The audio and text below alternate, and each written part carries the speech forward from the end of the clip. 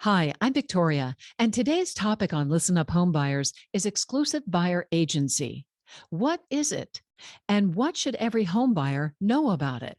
My guest is attorney Rich Rosa, the co founder and co owner of Buyers Brokers Only, an exclusive buyer agent real estate firm with offices throughout the greater Boston area, southern New Hampshire, and Rhode Island. Rich Rosa is the president of the National Association of Exclusive Buyer Agents. NAEBA is a nonprofit organization made up of real estate brokerages who only represent home buyers. Rich, it is a real pleasure having you on the podcast. It's nice to see you, Victoria, and thank you for having me on again. Absolutely. Okay, Rich, let's jump right in. Would you provide a brief overview of how the real estate system works? Well, from the broad perspective, there's buyers and there's sellers, and sellers typically hire real estate agents known as listing agents to sell their home. They pay those listing agents a commission to do that, and there are also agents that represent buyers. And a home buyer who's looking for a home could hire a buyer's agent. Now, there's different types of buyer's agents, but that's generally speaking how real estate works. Buyers, sellers, listing agents, buyer agents. Okay.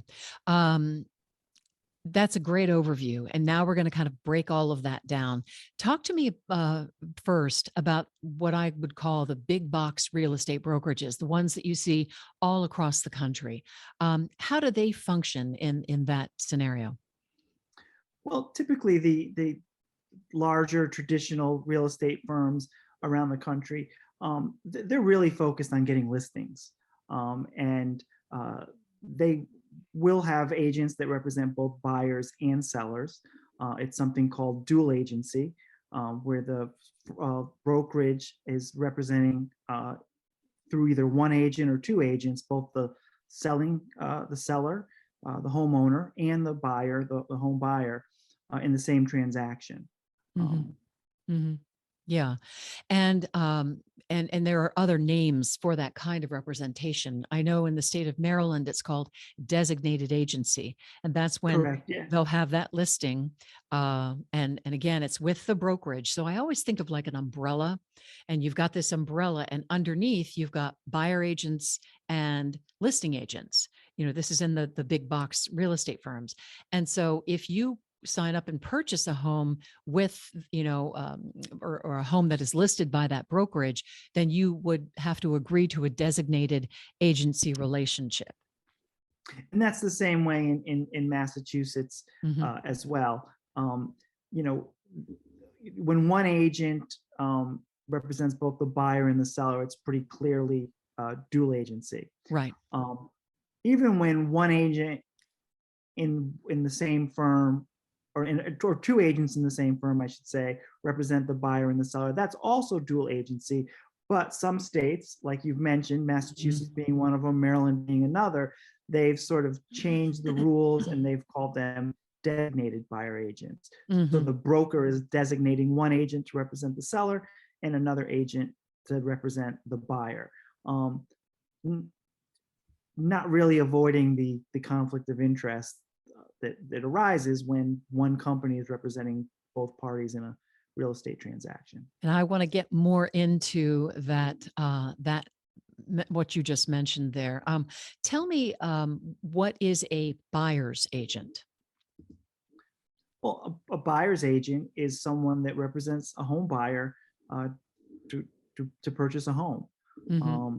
Now, as you mentioned, there are, what are called designated buyer agents, and states have different terms Hmm. for these buyer agents. That's true. Um, and but the traditional type of buyer agent works at a company that represents both buyers and sellers. Hmm. And if you work with one of those agents, you could be in a situation where you're buying a home where that agent's company is also representing the seller.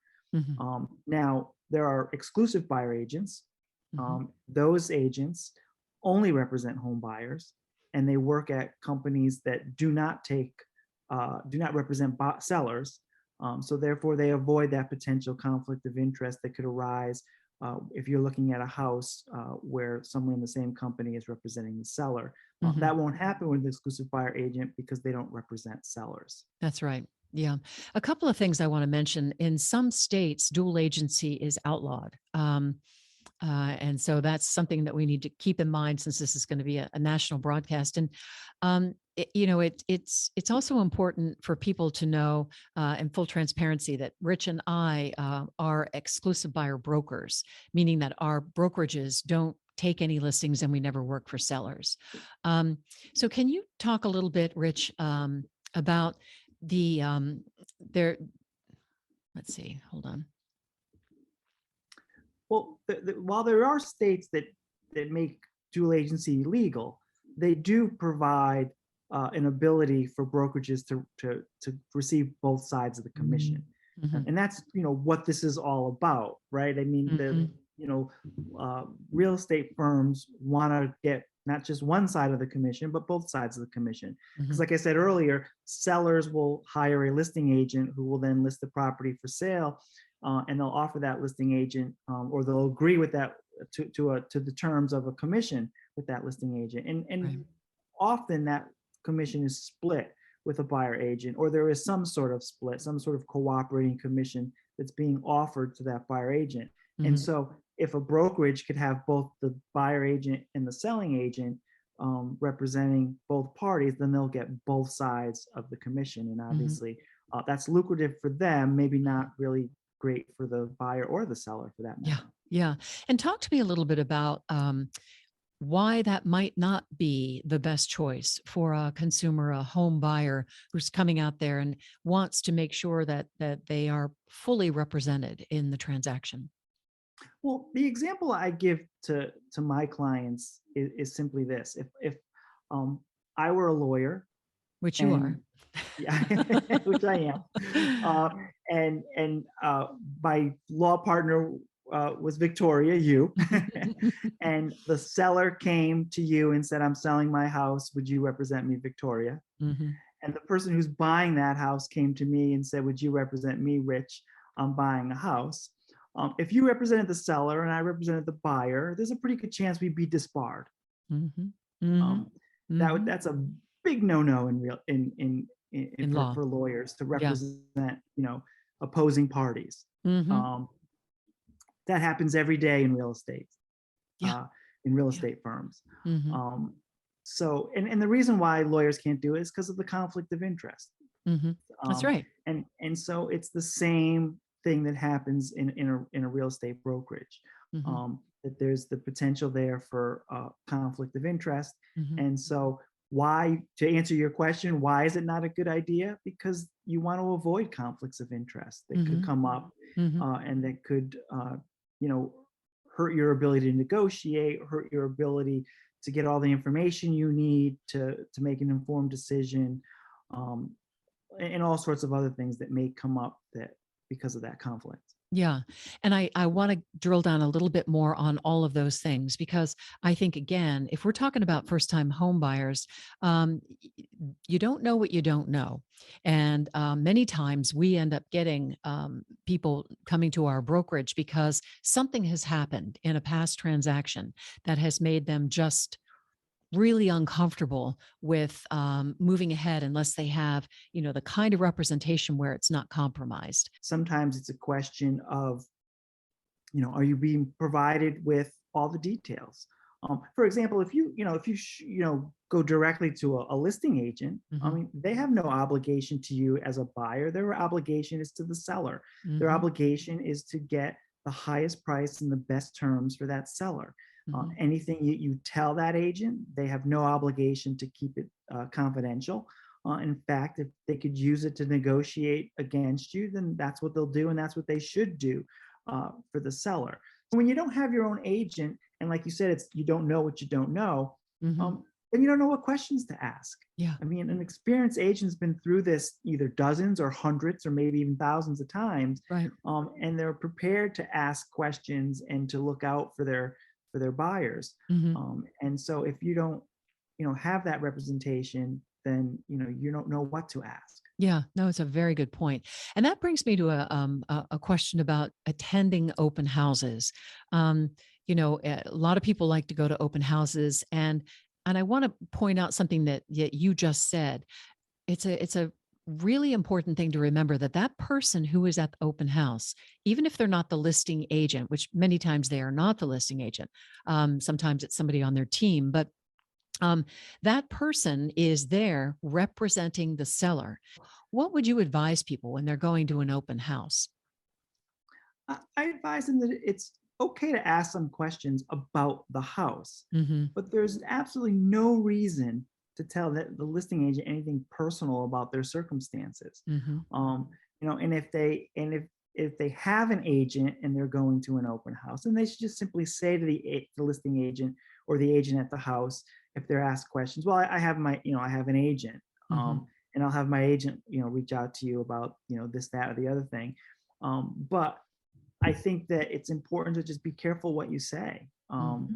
And in this market, where it's certainly a seller's market right now, Mm-hmm. it's not just something you might say that would hurt you negotiate in your negotiations, but it might be something that you say that, you know, leads the agent to think, oh, well, we don't want this person to buy the house, Yeah. you Yeah. know. Yeah, it's Um, true. so you've really got to be careful what you say. Again, there's nothing wrong with asking questions. How old's the roof? Mm-hmm. Yeah. Things like that. But Basics. Yeah. basics, but not, getting into a conversation about your personal life and why you like the house and Mm-hmm. why you want to move to this neighborhood. None of that's going to benefit you. Yeah. I think sometimes people think that if they're friendly with the listing agent at the open house, somehow Mm-hmm. that's going to help them when they make an offer in a multiple offer situation. But Right. when that agent gets 12 offers, they don't remember who they talked to at an open Yeah. house, Yeah. because they probably talked to 25 people, if not Yeah. more. Yeah, no, it's true. And again, to reiterate the point, most of the information that they're gleaning from that conversation is anything that they can use to benefit their client, the seller. Talk to me a little bit about the responsibilities of a buyer's agent, or I should say, an exclusive buyer's agent, with respect to being a fiduciary. So, I mean, what that essentially means, and it's a term that's often used in the financial industry, Mm-hmm. uh, with financial planners and things like that. But the bottom line is that person is, obedient to you, the home buyer, is loyal to you. The home buyer has a duty to disclose Mm-hmm. to the home buyer. So there's a number of things that being a fiduciary means. Mm-hmm. But the bottom line is that person is 100% loyal to you, the home Mm-hmm. buyer, and no Mm-hmm. one else. If a buyer is working with someone who is listing a property, for example, in the brokerage, and they happen to be working with somebody who's a buyer's agent there, I know from just having friends in the business that frequently there'll be bonuses for people to collaborate and sell one of the brokerage's properties, and that, of course, is not something that a lot of people know about. But you don't want an agent who's going to be getting a bonus to sell you one particular house over another house, because there you go with a conflict of interest. Absolutely. And that does happen in some firms where there's an incentive to sell the firm's listings. The brokerage wants to have both sides of the commission. So if Mm-hmm. they could get both sides of the commission, they're happy to pay a bonus to that buyer agent. It's well worth it to them. Yeah. Yeah, for sure. What's your opinion on someone who says, hey, I want to work with my friend, and they work for a traditional real estate brokerage that has listings to sell, and I'd like to purchase a property? Well, there's nothing wrong with working with a friend, except that in that case, you have the same situation that you'd have if you're not working with a friend, which is they're working for a traditional real estate brokerage that also takes listings. And if your friend shows you a listing that is uh, where the listing agent works at the same company as he or she does, then all the same conflicts of interest arise, whether it's a friend or it's not a friend. Yeah. So, that's the issue there. Yeah. It's a very, very important point. I think it's important for buyers to do their research, talk to buyer agents, get a feel for. I always tell people, you're going to potentially spend a lot of time with this person. So, find someone who's going to be patient, willing to answer your questions, look out for you, someone who's not going to be afraid to tell you, don't buy this house. And someone who you like because you're going to spend time with them. Rich Rosa is the president of the National Association of Exclusive Buyer Agents. Rich, thank you so much for joining me on Listen Up Homebuyers. It has been a real pleasure. Thank you, Victoria, for having me.